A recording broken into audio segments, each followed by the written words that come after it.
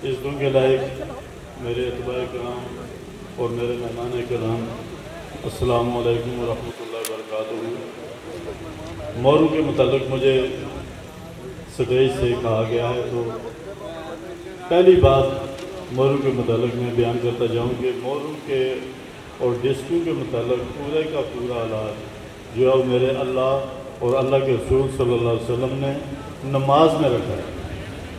जिस कदर आप बेहतरीन पूरी तवज्जो के साथ रुकू को कायम करेंगे तो आपके मोरू में इंशाल्लाह कभी भी गैप नहीं आएगा, तकलीफ नहीं होगी। और अगर सजदे की हालत में आप सजदा पूरा करेंगे, सजदे में कादा ठीक करेंगे, तो इंशाअल्लाह अज़ीज़ आपके सर्वाइकल का मसला कभी नहीं होगा। सलाम फेरते वक्त जिस वक्त आप सलाम घुमा के दाएं और गर्दन को घुमा के बाएं फेरेंगे तो आपको इससे भी सर्वाइकल में आसानी होगी और आपकी गर्दन हमेशा अकड़न से बची रहेगी। तो अल्लाह पाक ने अपने महबूब सल्लल्लाहु अलैहि वसल्लम को तोहफे में जो नमाज अता की है, तो इस नमाज में पूरा पूरा इलाज कोलेस्ट्रोल का, यूरिक एसिड का और मोरू और डिस्कू के मतलब अल्लाह ने इसमें रख दिया हुआ है। सुबह सवेरे जब बंदा उठता है तो पेट खाली होता है, तो नमाज की तादाद रकू के लिहाज से बिल्कुल कम रखी गई है, यानी 2 सुन्नत और 2 फर्ज हैं, क्योंकि पेट खाली है। जिस वक्त ज़ोर का टाइम आता है तो ज़ोर में चूँकि 12 रकत रखे गए हैं, बंदा खा पी के ठीक ठाक मैदा भरा हुआ लेके आता है, तो उसको कोलेस्ट्रोल और यूरिक एसिड का जो एहतमाल होता है, तो वो नमाज की सूरत में जिस वक्त वो वर्जिश करता है, आम हालत में जब बंदा वर्जिश करता है तो उसका दौरानिया जो है वो पूरा का पूरा नहीं होता। लेकिन हर रोज़ की वर्जिश जो है, एक रोज़ आप वर्जिश करके थक जाएं, बॉडी को थका लें और दूसरे दिन आप उस कदर वर्जिश न कर सकें, ज़्यादा करें या कम करें, तो फिर भी आपका मामला जो है वो दुरुस्त नहीं रहेगा। तो इसलिए अल्लाह रब्बुल इज़्ज़त ने अपने महबूब सल्लल्लाहु अलैहि वसल्लम को ज़ोर की नमाज की जो 12 रकअतें दी हैं वो इंसान की सेहत के लिए, तंदुरुस्ती के लिए, कि उसने खाया पिया होगा तो वो पूरे की पूरी नमाज में प्रैक्टिस करेगा, एक्सरसाइज होगी तो उसका खाया पिया हजम हो जाएगा और उसको कोलेस्ट्रोल की तकलीफ, यूरिक एसिड या मोरू की नहीं होगी। असर के वक्त इंसान का पेट फिर दोबारा से खाली हो गया हुआ होता है, तो उस वक्त सिर्फ 8 रखते हैं, 4 आप पढ़ें मुफ्ता है, गैर मुफ्ता है, पढ़ें ना पढ़ें, लेकिन 4 ही रकतें पढ़ी जाती हैं मुफ्त। उसके बाद मगरब की 7 रखते हैं, यानी कि 4 असर और मगरब के दरमियान बंदा फिर चाय वगैरह का एहतमाम करता है, खाता पीता है, तो उसमें 7 रकतें फिर दी गई हैं। उसके बाद 17 रकतें हमारी जो शाह की नमाज में, इनमें बड़ा फ़लसफ़ा है। इनमें फ़लसफ़ा ये है कि बंदा खा पी के बिल्कुल भारी भरकम हुआ होता है, तो वो गलाना पड़ता है। वो उस 17 रकतों में जब वो वर्जिश करता है, उठता बैठता है, तो उसका वो निज़ाम हज़म तंदुरुस्त हो जाता है। जब रमज़ान का महीना आता है तो हमारे दस्तरखान किशादा हो जाते हैं, अफ्तारियाँ आ जाती हैं, मशरूबात आ जाते हैं, फल फ्रूट होते हैं, समोसे पकौड़े, ये वो बंदा खा के ज़्यादा भारी भरकम हो जाता है। तो उसके साथ 12 रकतें मज़ीद इजाफा कर दी गई हैं और 20 रकतें तरावी की मज़ीद इजाफा कर दी गई, ताकि बंदे को कोई तकलीफ ना हो, इसको कोलेस्ट्रोल ना हो। कोलेस्ट्रोल बीमारियों की जड़ है, कब्ज़ बीमारियों की जड़ है। जिस बंदे का मैदा ठीक है, कब्ज़ से बिल्कुल मुबर्रा है, जिसको कोलेस्ट्रोल नहीं है, वो बिल्कुल ज़िंदगी बार बार तंदुरुस्त होना है, ना उसको मोरू की तकलीफ होगी, ना उसको डिस्क्यू की होगी, ना कुछ होगा। तो ये इसका एक फ़लसफ़ा था, वो मैंने आपके नमाज की सूरत में आपको बयान किया है। तो अभी हम प्रैक्टिकली भाई के मोरे वैसे भी 4 और 5 L4 और L5 और दरमियान वाली डिश जो है ये काफ़ी अर्सा से तकरीबन 4 साल से निकले, मैंने अभी इसको चेक भी किया है। तो हम इनको यहाँ आपके सामने एडजस्टमेंट देंगे, आप सारे बिल्कुल बखूबी वहाँ से आपको नज़र आ रहा है, स्टेज थोड़ा ऊँचा है, तो आप अपनी अपनी सीटों पर विराजमान रह के इस पूरे प्रोसेस को देखें। इंशाल्लाह आपकी समझ में जो बात आएगी तो इंशाल्लाह आपको फ़ायदा देगी। दोस्तों से गुजारिश है कि वो अपनी सीटों पर तशरीफ़ रखें। इसकी भी वीडियो बन जाएगी और वीडियो ग्रुप में शेयर हो जाएगी। इसके अलावा लाहौर से पुरज़ोर इसरार है, हम अगली वर्कशॉप इंशाल्लाह लाहौर में करेंगे, उसमें इसका बाकायदा तौर पर प्रैक्टिकल मुज़ाहिरा भी करवाएंगे। अभी मैं माइक लेके इनके पास जा रहा हूँ और वीडियो ग्रुप में शेयर हो जाएगी।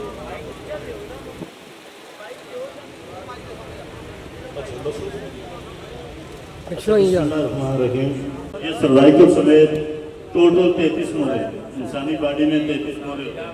7 सर्वाइकल के होते हैं, डार्सल के 12 होते हैं, नीचे लोमर के 5 होते हैं, नीचे सिक्वल के 5 होते हैं और दुंजी के 5 मोरे होते हैं।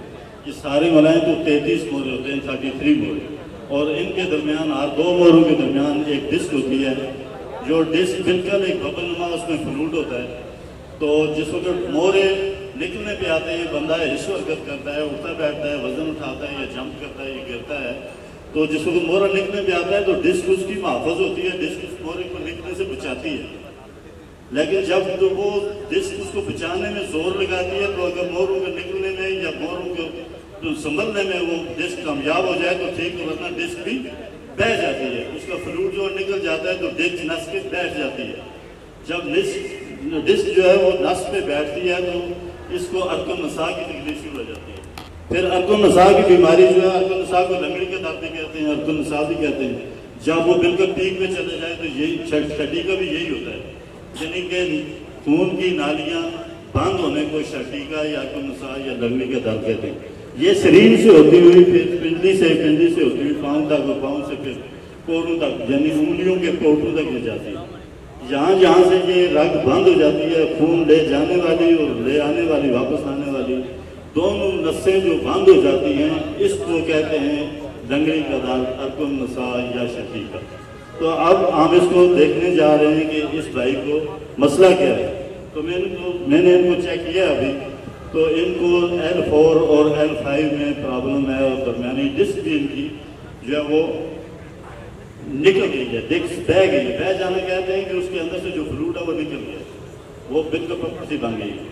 अभी हम इनको एडजस्टमेंट देंगे आपके सामने, इंशाल्लाह इनको ठीक करेंगे और ये उसका इंशाल्लाह कहेंगे कि मैं ठीक हो गई।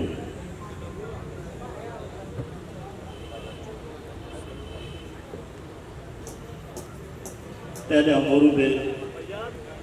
मोरू को चेक करेंगे।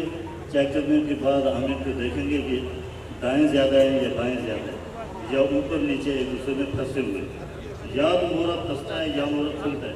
मोरा निकलता नहीं है, ये कहते हैं मोरे निकल गए, मोरे निकलते नहीं, वो अपने उसी पैरों सुकून में होते हैं, लेकिन वो या तो खुल जाते हैं मोरे। ये मोरों की पोजीशन होती है बिल्कुल उंगलियों की मानव, जब मोरे खुलते हैं इस तरह हो जाती है और सुकून टेढ़ा हो जाता है।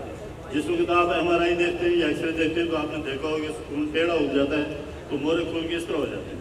जब इस तरह हो जाते हैं तो बंदे को या तो वो इस साइड पे हो जाता है, टेढ़ा हो जाता है, या इस साइड पे टेढ़ा हो जाता है।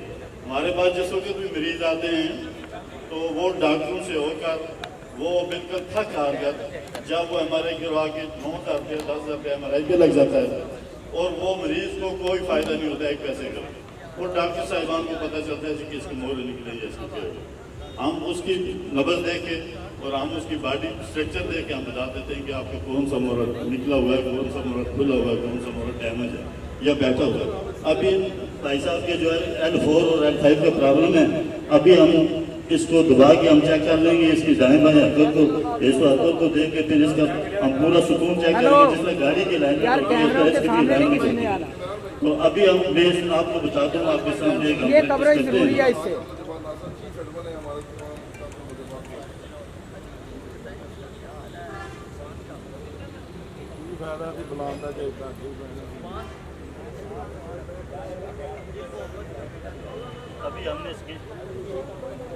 अभी हमने इसकी बाजुओं को, अभी मैंने इनका एक बाजू जो है इस पे लाया है, ये बाजू इनका हरकत करके यहाँ तक आ गया है, और अभी ये दूसरे वाला जो है ये यहाँ पहुँचे, यानी अगर हम इसको टाइम पे इस तरह करें तो 1.5 इंच के आगे नहीं जाना, इस तरह खिंचाव। अभी हमने खिंचाव निकालना है। खिंचाव निकालने का तरीका ये है कि जो पीछे वाला बाजू है वो यहाँ पे आया, यहाँ से हमने इसको कंट्रोल में शुरू करना है कि किस पे खिंचाव, कौन से मोरे में खिंचाव। इनको यहाँ से दबाव पड़ा है तो मोरे में खिंचाव यहाँ से आया। अभी हम उसको एडजस्टमेंट करेंगे, एडजस्टमेंट करके इंशाल्लाह इनका खिंचाव जो है जो इस तरह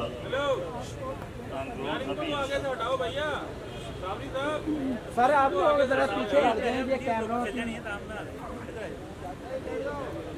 कड़क की एक आवाज है ये, और बॉर्डर एडजस्ट होता है, निकला है काफी भी आवाज आएगी, इंशाल्लाह ये ठीक हो जाएगा। अभी बिल्कुल ठीक खिंचाव बिल्कुल बराबर हो गया। अब हम इनको सीधा करके उठाएंगे।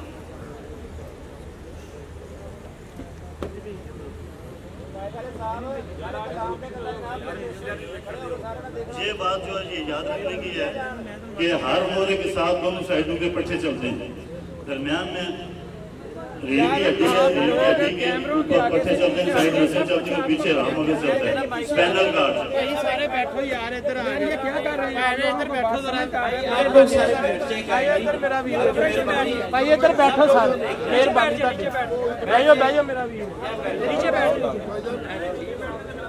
नीचे बैठ जाओ, नीचे सबको नजर आना चाहिए भाई। आप भी बैठ जाए ना, नीचे बैठ जाओ, बैठे सर, मेहरबानी है भैन, मेहरबानी यार। ये सब लोग देख रहे हैं, सबका फायदा हो जाए भाई। अपनी कुर्सी में बैठे हैं, वीडियो बन रही है, आपको वीडियो मिलेगी, वीडियो मिलेगी आपको भाई यार। आप उठ जाए भाई, वीडियो मिलेगी। अब नजर आ रहे हैं भाई सबको, सर जी अब नजर आ रहे हैं सबको, शुरू कर दें। लो जी, मिलेगी सर, मिलेगी ना, आप उठे ना। अभी आप सब कराम हैं, आप देते हैं, मुझसे ज़्यादा समझते हैं, मैं तो सीख रहा हूँ। तो मसला ये है कि जो रीढ़ की हड्डी है जिसमें मोरे चलते हैं, जिसमें डिस्कें हैं, उसकी दोनों साइडों के पट्टे चलते हैं, साथ नसें चलती हैं और पीछे उसके नीचे आराम चलता है। तो जिस वक्त मोरे निकलते हैं तो पट्टों में खिंचाव आता है। हर मोरे का पट्टा उसके साथ अलग इस हरकत पैदा करने के लिए होता है। जहाँ से ऊपर वाले जो पट्टे हैं वो इस हरकत इसको बाजुओं को पैदा करते हैं या दिमाग तक ले जाते हैं। इस यहाँ से नीचे वाले जो नीचे वाले ऐसे को ये दाढ़ को और टांगों को जो है वो इस हरकत देते हैं और इनको ऊपर नीचे करने में, क्लोज करने में, टांगों खोलने में मदद देते हैं। जिस वक्त को पट्टों में खिंचाव आ जाता है, तनाव आ जाता है, खिंचाव अलग चीज़ है और रगड़न अलग चीज़ है। खिंचाव तनाव आप एक समझे और रगड़न अलग तरह से। जिसको खिंचाव आ जाता है तो बॉडी स्ट्रक्चर जो है उसमें भी खिंचाव आ जाता है। यानी अगर दाएं तरफ खिंचाव आया तो बंदा इधर थोड़ा सा टेढ़ा हो जाता है, बाएं तरफ आएगा तो इधर टेढ़ा हो जाता है। और आपने अमूमन टेढ़े लोग चलते देखे भी होंगे या डिचक मार के चलते भी देखे होंगे, वो यही मसला है। और इस तरह से ये टांग भी छोटी हो जाती है। जब ज़्यादा खिंचाव नीचे वाले मोड़ में, धार से नीचे वाले मोड़ में आता है, पट्टों में खिंचाव आता है तो टांग छोटी हो जाती है, आधी इंच तक टांग छोटी हो जाती है, बंदा बिल्कुल इस तरह करके चलता है। तो अभी हम इनके पट्टे देखेंगे कि L4 और L4 के कौन सा पट्टा है जो जिसकी हिस्सा हरकत बिल्कुल जो सुस्त हो गई है। अभी हम उसको पकड़ेंगे तो फिर हम बोला ठीक है।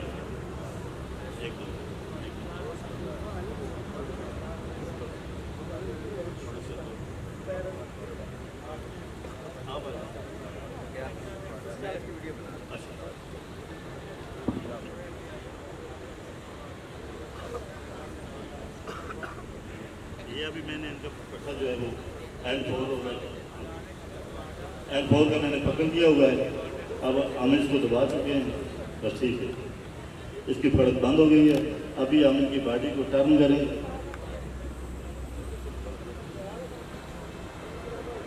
ये बॉडी हमने टर्न कर ली है। अभी हमने इधर से इसको पकड़ना है।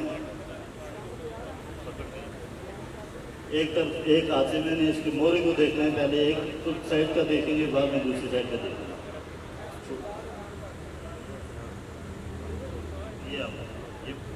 ये वाला L4 वाला पट्टा उधर से भी पकड़ा हुआ है, इधर से भी मैंने पकड़ लिया हुआ है और मोरे पे मेरा बिल्कुल मुसलसल ग्रिप है। तो ये आ गया, इसको टर्न देना है, इसके ऊपर दबाव रख के देना। ये पटाखे की आवाज़ आपने सुनी है, ये पटाखे की आवाज़ निकले, ये 2 पटाखे निकले और बंदा इंशाल्लाह आता ठीक है।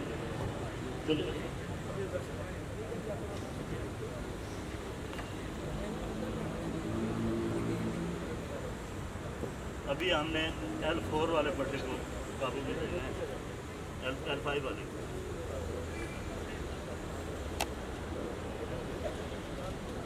बॉडी टर्न कर दी।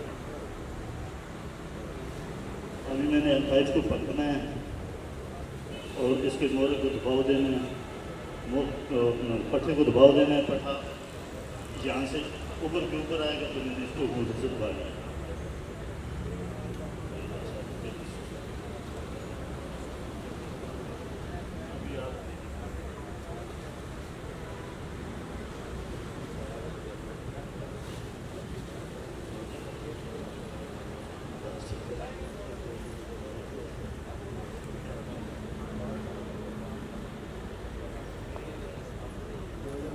अल्हम्दुलिल्लाह जी, इसके एडजस्टमेंट इंशाअल्लाह बिल्कुल दुरुस्त हो गई है। चल के